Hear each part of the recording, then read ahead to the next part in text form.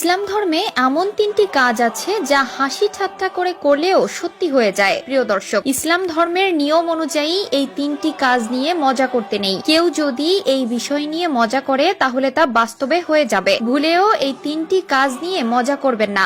বিভিন্ন হাদিসে এই বিষয়ে সতর্ক থাকতে বলা হয়েছে।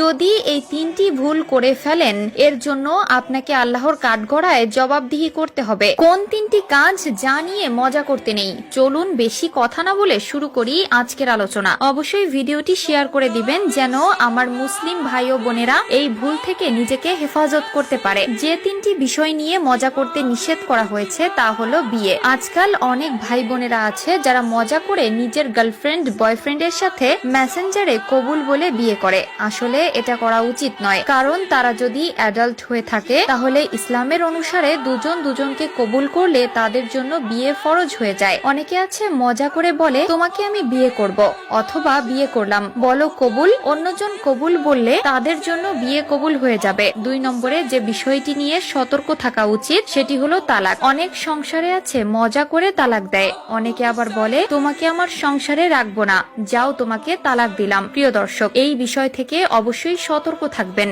কারণ তালাক এমন একটি সেনসিটিভ বিষয় যে এটি মুখে বললেও তালাক হয়ে যায়। এক ধরনের তালাক আছে আইনগত মেনে, অন্যটি নিজেরা নিজেদেরকে তালাক দিলে। অবশ্যই এমন ধরনের মজা থেকে বিরত থাকবেন। 3 নম্বরে যে বিষয়টি থেকে সতর্ক করা হয়েছে সেটি হলো রাজাত। রাজাত হলো তালাক দেওয়ার পরে ইদ্যৎকালের মধ্যে সম্পর্ক স্থাপন করে সংসারে ফিরিয়ে নেওয়া। আজকাল বিয়ে তালাক এগুলো একটি ফ্যাশন হয়ে গেছে। মনে চাইলে তালাক দেয়, আবার মন চাইলে ফিরিয়ে নেয়। এই ভুলগুলো থেকে অবশ্যই নিজেকে দূরে রাখবেন। যতই রাগারাগি ঝগড়া হোক কখনোই তালাক দিবেন না। দুজন দুজনকে মানিয়ে নেওয়ার চেষ্টা করবেন। আল্লাহ তাআলা আমাদের সবাইকে সঠিক বুঝ দান করুক, আমিন। রাসূলুল্লাহ সাল্লাল্লাহু আলাইহি ওয়াসাল্লাম বলেছেন, আমি জাহান্নামে মহিলাদের অনেক আযাবে ভুগতে দেখেছি। তার মধ্যে একজনকে চুলের সাথে উল্টো করে ঝুলিয়ে রাখা হয়েছিল, যার মগজ খুলে খুলে পড়েছিল। তার পাপ ছিল সে মাথার চুল পরপুরুষকে দেখিয়ে বেড়াতো ও বেপরদায় চলাফেরা করত। তিনি আরো বলেন, আমি জাহান্নামে পুরুষদেরকে